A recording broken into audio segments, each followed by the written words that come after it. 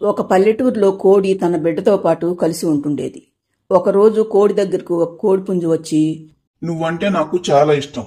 నువ్వు ఒప్పుకుంటే నిన్ను పెళ్లి చేసుకుని నీ కూతురిని నా బిడ్డలాగానే చూసుకుంటాను. దుర్మార్గుడా, నా భర్తను కోడి పందాల్లో మోసం చేసి చంపింది కాకుండా ఇప్పుడు నన్నే పెళ్లి చేసుకుంటానని అంటావా? ఎంత ధైర్యం నీకు? మర్యాదగా ఇక్కడి నుండి వెళ్ళిపో. నీ భర్తను మోసం చేసి చంపానని నువ్వే అంటున్నావు కదా. నీ భర్తను చంపిన నాకు నీ బిడ్డను చంపడం పెద్ద కష్టం కాదు. నువ్వే ఆలోచించుకో మరి అని వెళ్ళిపోతుంది కోడిపుంజు. దాంతో కోడి ఆలోచనలో పడుతుంది. నేను ఇక్కడే ఉంటే ఆ కోడి పుంజు నా బిడ్డను ఏమైనా చేస్తాడు. నా బిడ్డను కాపాడుకోవాలంటే నేను ఇక్కడ ఉండకూడదు అనుకుంటుంది కోడి. దానికప్పుడు తన స్నేహితురాలు బాతు గుర్తుకొస్తుంది. అవును, నా స్నేహితురాలు బాతు ఈ ఊరి పక్కనే ఉన్న అడవిలోనే కదా ఉండేది. నన్ను తన దగ్గరకు రమ్మని చాలా సార్లు అడిగింది. ఇప్పుడు నేను బాతు దగ్గరికి వెళ్లటమే ఈ సమస్యకు పరిష్కారం అనుకుంటుంది కోడి. తర్వాత అది తన బిడ్డను తీసుకుని అడవిలోకి వెళ్తుంది. అక్కడ తన స్నేహితురాలు కోసం వెతకటం మొదలు పెడుతుంది కోడి. కొంతసేపు వెతికిన తర్వాత తన స్నేహితురాలు కనిపించకపోవటంతో, తను ఏదైనా చెరువులో ఉందేమో, అక్కడ చూద్దాం అని కోడి చెరువు దగ్గరకు వస్తుండగా అక్కడ దాన్ని ఒక నక్క చూస్తుంది. కోడి పిల్లను చూడగానే నక్కకు నోరూరుతుంది. అబ్బాయి, కోడి పిల్ల భలే లేతగా ఉంది, దీన్ని ఎలాగైనా తినాలి అనుకున్న నక్క కోడిని తరమటం మొదలు పెడుతుంది. నక్కను చూసి భయపడ్డ కోడి చెరువు గట్టున కాసేపు పరిగెడుతుంది. అప్పుడు దానికి ఒక చెట్టు కనపడటంతో, చిన్ని, నేను చెట్టెక్కబోతున్నాను, నన్ను గట్టిగా పట్టుకో అని ఎగిరి చెట్టెక్కుతుంది కోడి. కాని కోడిపిల్లకు పట్టు దొరకపోవటంతో అది ఎగిరి పక్కనే ఉన్న చెరువులో పడి కొట్టుకుపోతుంది. హఠాత్తుగా జరిగిన ఈ పరిణామానికి బిత్తరపోతుంది కోడి. కోడిపిల్ల నీళ్లలో పడి కొట్టుకుపోవటంతో నక్క నిరాశగా అక్కడి నుండి వెళ్ళిపోతుంది. నక్క వెళ్లిన తరువాత కోడి ఏడుస్తూ చెరువు గట్టును తిరుగుతూ తన బిడ్డ కోసం చాలాసేపు వెతుకుతుంది. కానీ దానికి ఎక్కడా కోడిపిల్ల కనిపించదు. ఉన్న ఒక్కగానొక్క బిడ్డ దూరం అవటంతో కోడి పిచ్చిదానిలా అడవంతా తిరుగుతూ ఉంటుంది. అప్పుడు దానికి ఒక కాకి ఎదురుపడుతుంది. కోడిని అలా అడవిలో చూడగానే కాకికి చాలా ఆశ్చర్యంగా అనిపిస్తుంది. ఏంటి కోడిపెట్ట, నువ్విలా అడవిలో తిరుగుతున్నావేంటి? మీ కోళ్లు ఊర్లో కదా ఉంటాయి అని అడుగుతుంది కాకి. కోడి జరిగిన విషయం మొత్తం కాకికి చెప్పి, అనవసరంగా ఈ అడవిలోకి వచ్చాను కాకి, లేకపోతే నా బిడ్డను ఇలా దూరం చేసుకునేదాన్ని కాదు. అంతా నా కర్మ. అవును కోడి మిత్రమా, నిన్ను తరిమిన నక్క ఏ రంగులో ఉంటుంది అని కాకి అడగగానే, ఎందుకు కాకి అని తను చూసిన నక్క ఎలా ఉంటుందో చెబుతుంది కోడి. ఆ దుష్ట నక్కే నా ఇద్దరు పిల్లల్ని పొట్టన పెట్టుకున్నది మిత్రమా. అది నేను చెట్టు మీద లేని సమయం చూసి అది నా పిల్లలకు మాయమాటలు చెప్పి చెట్టు దిగేలాగా చేసి చంపి తిన్నది. తర్వాత నాకు ఆ విషయం అంతా తెలిసినా కానీ దాన్ని ఏమీ చేయలేక ఊరుకున్నాను అంటుంది కాకి. తర్వాత బాతు కనపడే వరకు తనుండే చెట్టు మీదనే ఉండమని కాకి కోడిని అడగటంతో కోడి సరేనని ఒప్పుకుంటుంది. ఒకరోజు కోడి రోజులాగానే తన స్నేహితురాలు బాతును వెతుకుతూ ఉండగా దానికి నక్క ఒక బాతు పిల్లను బెదిరిస్తూ కనపడుతుంది. బాతుపిల్ల మాత్రం భయంతో గజగజ వణికిపోతూ, నన్ను వదిలేయి, నేను మా అమ్మ దగ్గరికి వెళ్తాను అని ఏడుస్తూ అంటుంది. దాంతో కోడికి ఈ విషయం మొత్తం అర్థమైపోతుంది. అది వెంటనే బాతుపిల్లను పట్టుకుని పక్కనే ఉన్న చెట్టు మీదకి ఎక్కుతుంది.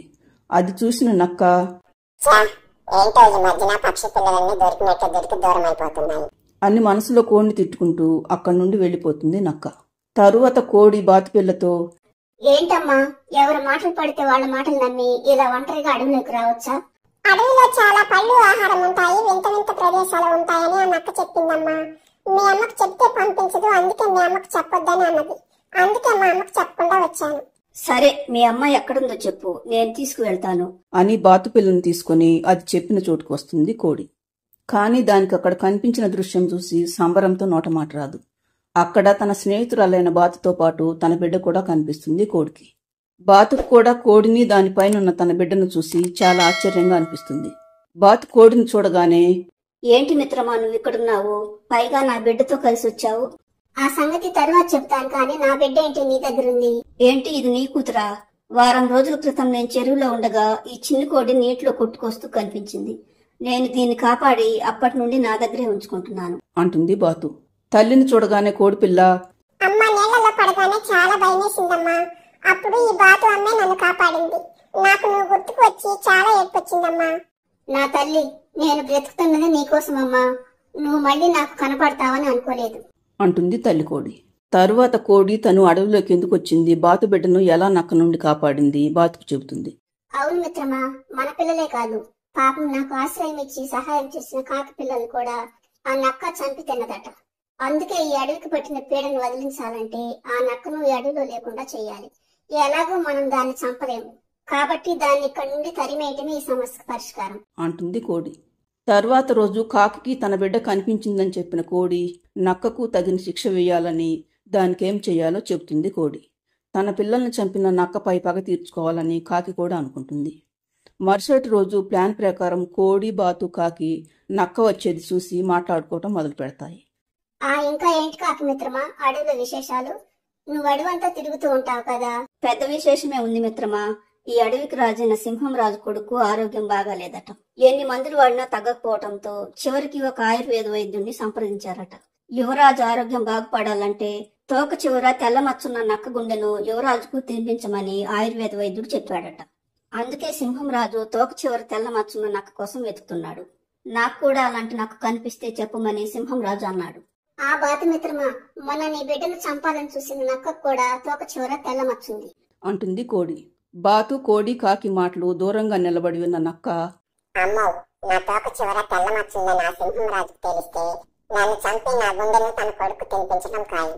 సింహం రాజుకు నా తోక గురించి తెలిసేలోపు ఈ అడవి వదిలి పారిపోవాలి అనుకున్న నక్క అడవి నుండి పరిగెత్తుకుంటూ పారిపోతుంది. తమ ప్లాన్ ఫలించినందుకు సంతోషించిన కోడి, బాతు, కాకి అడవికి పట్టిన దరిద్రం వదిలిపోయినందుకు చాలా సంతోషిస్తాయి. తరువాత కోడి తన బిడ్డతో పాటు బాతు ఇంటి దగ్గరే సంతోషంగా జీవిస్తుంది. ఫ్రెండ్స్, ఈ స్టోరీ చివరి వరకు చూసిన వారు స్టోరీ ఎలా ఉందో కామెంట్ చేయండి. స్టోరీ నచ్చితే లైక్ చేయండి. ఛానల్ను సబ్స్క్రైబ్ చేసుకోండి.